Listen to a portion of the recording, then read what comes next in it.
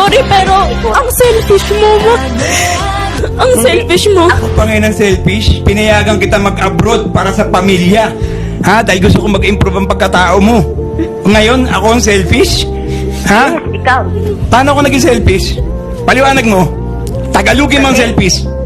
Napamanaw kayo dito kay Nelson. Apo, sobra po pumahal. Pasensya na po.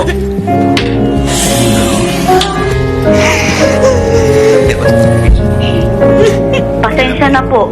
Kahit na anong klaseng debate, paliwanag gagawin natin, talagang sold na siya dun sa kanyang kabit. Ma, sa mga sinabi mo po ngayon na tandaan mo yan, ma. Ako na mismo anak mo yung kausap mo, pero harap-harapan sinabi mo mahal na mahal mo na yung lalaki mo.